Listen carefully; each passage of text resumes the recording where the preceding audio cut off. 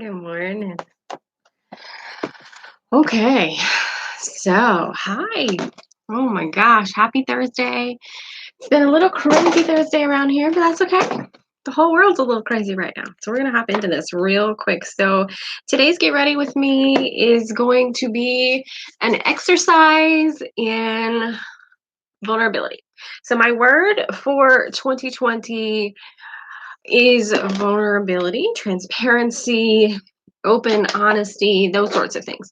Those are my words for 2020. And it's an ongoing struggle for me because I have some really high, really thick walls because I don't trust people. I don't let people in because people hurt me. And people are cruel to me, and the usual stuff. And so, vulnerability is my exercise for the year. And it's April, and I have been pushed to the limit, but we're going to push through again. So, I want to talk to you today about my childhood and use that to show you a breakthrough that I had yesterday. A major, major breakthrough yesterday. And so, none of what I'm going to say is a reflection on my parents. They were wonderful parents. They did a great job. I turned out pretty well, if I do say so myself. But there's this thing when we're children, we assign meaning to things. Our subconscious assigns meanings to things. Heck, we still do it as adults. Our subconscious is still assigns meanings to things, but it really happens when we're children. And as a child, I grew up very poor in a trailer, very poor. Hot dogs on white bread, very poor in rural North Carolina. It was just part of my life. And it's just part of my story. It's how I grew up. And as a kid, I have two brothers. And so my mom would always say, make sure everyone gets some. Make sure everyone gets some when it comes to food. When it came to food, make sure everyone gets some. Make sure everybody gets a plate. Make sure everyone gets some. And she didn't mean it as I couldn't have enough. I couldn't have any more than I wanted, right? I couldn't go back for more, but she meant to take into account the other people in my life, to give them precedence, to give them honor, to make sure everyone is taken care of. And if you don't know, that's who I am in a nutshell. That's who my mother is in a nutshell. We are caregivers. We are people who will go out of our way to help people, even if they don't deserve it. And that's just kind of who we are. And I'm the spitting image of my mother in all ways, including that one. And so as a kid, I took that to mean that if I take too much, there won't be enough for anyone else. Which, by the way, this is going to be some really, really high level mindset stuff. And so, if this is confusing for you, it's okay. But, like I told you the other day, I am modulating my training to the ones who need it fast and need it now because someone needs to hear this. And so, if this is a little advanced for you, don't worry about it. Just listen and internalize it. And one day it'll click for you because I heard this years ago and it didn't click for me until yesterday. And so as a kid, I was always conscientious. I was always aware of other people. I was always taking care of other people. I was a little mom. I was a little teacher. I was always making other people a priority. And when my mom would say, make sure there's enough for everyone, make sure everyone gets some. I internalized that as a little person to mean that if I took too much of whatever it was, whether it was food or water or Kool-Aid or tea or whatever, that someone would go without. And with my little type 2 Enneagram helper heart, to me, that meant I was stealing from someone else. My mother didn't say that, so don't blame my mom. She's a wonderful woman. But that meant to me, I made that in my own subconscious, and you've made some things weird, mean some weird things too.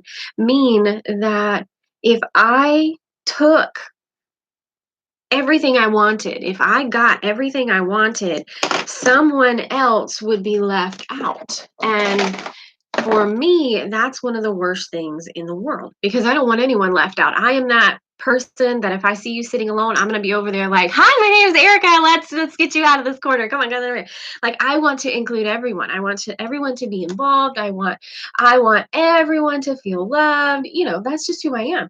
And so for me, for her to say, make sure there's enough for everyone, I made that in my own head mean if I take too much, if I take all I want, if I get everything I want, someone's gonna go without. Anybody resonating with this yet? I really hope so. And for me, that meant that I had to always be cognizant and always be aware that I can't take too much. And that then turned into my life. That turned into my business, quite honestly. One of the reasons I have been through with paparazzi here is I have been afraid to take all the success that I want because what if that means that someone else can't have it? What if that means that there's not enough to go around? And this is absolutely backwards from everybody else. Most other people are like, well, there's not enough success to go around, so I'm going to get mine. Years, give or take, with this false belief and false understanding that if I take what is mine, I will, in effect, be stealing from someone else. And that has been hard. And I didn't really get it until yesterday. And so I know I'm not alone in this. I know I'm not alone in a person who grew up poor. I know I'm not alone in a person who grew up with a mom who said something along the lines of make sure there's enough for everyone, make sure everyone gets some. Or maybe you're a mom now and you eat last intentionally so that you know your babies have their food and you go last. It's a woman thing. Men won't get it. Men can't understand it. They're never going to understand this. So don't stress it if your dude doesn't get it. Because Solomon looked at me like, what? Like he looked at me like I am absolutely bonkers, crazy. And I'm like, you're just not going to get this. This is something you're never going to understand. And that's okay. You don't have to understand it. And so here's what I had to come around to believing yesterday. And all this just happened yesterday. So if I seem scattered, I am. So this is all brand new stuff for me. Yesterday, I had to come around to believe that the Lord provides for me according to his riches. And this is hard for poor kids. This is very hard for those who grew up poor. This is very hard for us to wrap our head around because we're so used to lack. We're so used to limits. We're so used to limits that this is hard for us to believe that there is enough to go around. It's very difficult. So if you struggle with this, you're not alone. Every poor person in the world struggles with this. Everyone who comes out of poverty struggles with this throughout their lives until they reach this moment.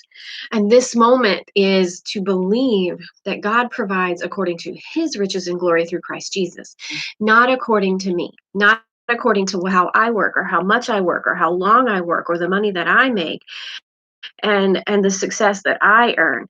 It is through him and his provision. And I really, really, really had to dig into that yesterday. I mean, I spent an hour, just talking to God, like, okay, I need you to open this for me. I need you to explain this for me because I've lived a lifetime believing that there's a lack. Believing that there's a lack in the world, and that if I take too much, someone else is going to be left without. Took a considerable amount of time to really come around to understand that there is no lack in my God. He doesn't lack. He has given me all that I've ever asked for. The only person holding me back from receiving what I've asked for, me. Because I'm so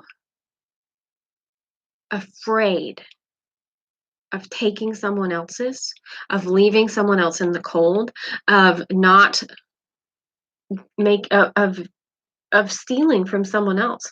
I am so afraid of that I can't take what is rightfully mine.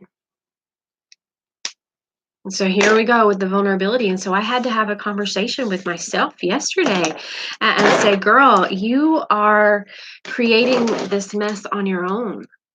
Everything that is for you is for you. God has plans for you to prosper you. but you are in the way with an old childhood belief, with a belief that you created as a child. You are standing in the way. And it has to go. And so me and my ego, we had to sit down and I had to say, listen, girl, this is not truth. This is not accurate. This is something that we created as a kid, and it's time for it to go because God is infinite. His resources are infinite, are without end, and he provides to me for me according to his riches. And we know his riches are without end. And he also, if he provides for me, Erica, he provides for everyone else. He provides for all of his children.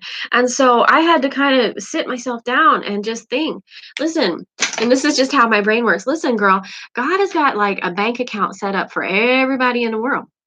Everybody in the world. I don't know if he really does, but this is how my brain works. God has got a bank account set up for everybody in the world, and he keeps refilling it. Like, it's not like my bank account that when I go to zero and then go below zero, I'm overdrafted. No, God doesn't overdraft. Like, he's got a bank account for everybody in the world, and he keeps refilling it. And I don't have to give any of my bank account to anyone else. Like, I don't have to write a check to you out of my bank account to cover your zero balance. No, God is covering your zero balance. And so I really had to wrestle with this, and I really had to get free of a belief that is absolutely a lie. I don't have to leave enough for everyone else. I don't have to leave enough for everyone else. I don't have to leave enough for everyone else because it's not coming from my bank account, my God bank account. It's coming from God and his riches, his never ending, infinite, never gonna run out riches. Like, huh? And so I spent my time yesterday dreaming, imagining, thinking through what it is that I want and what I want to get. And then I decided to let myself have it, to say, that is mine. And what is mine will not pass me by. What is for me is already here.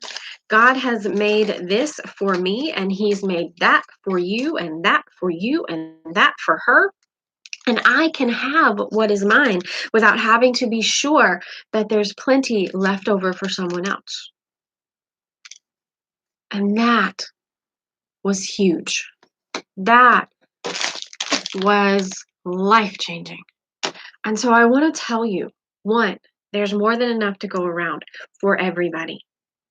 And so if you are on the other side of this coin saying, well, she's got all the success and there's nothing left for me, I want to tell you that's wrong. There's more than enough success going around, and there is, some for you. There's more than some for you. There's an infinite amount for you. And it's just waiting on you to go and do the work to get it. Now, if you're not doing the work, you're not going to get the success. But if you're showing up, doing the work, the success is already there for you. And what is for you will not miss you. But if you're like me, if you're a type 2 like me, if you grew up like I did, having to be very sure to leave something for someone else, that's not your job. That's not our job. That wasn't our job as children, and it's not our jobs as adults. God has provided all that they need. He's provided all that we need. And our job now is to believe it, that he has provided everything we need, and then go get it. Let ourselves have what is for us. There's amazing things out there for us, but we have to get through, demolish, do away with childhood beliefs that are inaccurate. They are absolutely inaccurate. Is it hard? Mm-hmm. Mm-hmm. Mm-hmm. Is it worth it? Uh-huh.